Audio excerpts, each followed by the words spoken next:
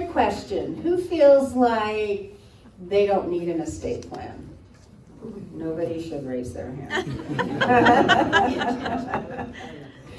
There's a lot of misconceptions about an estate plan. People think, oh, I've got to be really rich to have an estate plan, because an estate means lots of money, etc.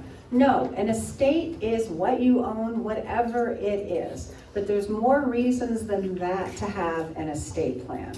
So we're going to get into a lot more details on that. What is an estate? Your assets, you'll see here, it doesn't say $1, it doesn't say $1 million, it just means what your assets are. At some point when you leave this world, you might want your assets to go somewhere into the people that you intended them to go, whatever they are.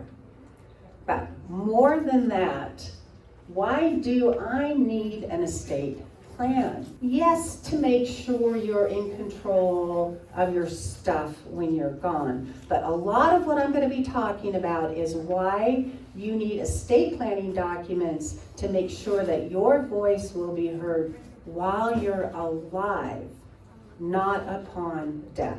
And if you don't create your own estate plan, the state of Washington creates one for you. And my bet is that the state's plan is not optimal, is not ideal for you. So a lot of people think, I don't need an estate plan, I don't have an estate, and just kind of wing it. And what they find out, or what their family finds out, is if anything happens, death, for example, or disability during a lifetime, the state will have a plan in place for you, and that's something that we want to avoid. Estate planning documents that everyone needs. These include 2 different categories. Most people would say, what's the most important estate planning document? If I said will, would you raise your hand? Most people would. That's right.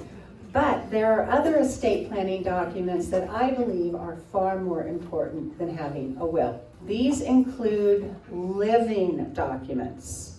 Living documents are the documents that are part of an estate plan that are in place while you are alive. We'll talk about what does that mean. What are these living documents? Dispositive documents, that's what happens upon your death. Where does your stuff go? That can be a will, that can be a revocable living trust.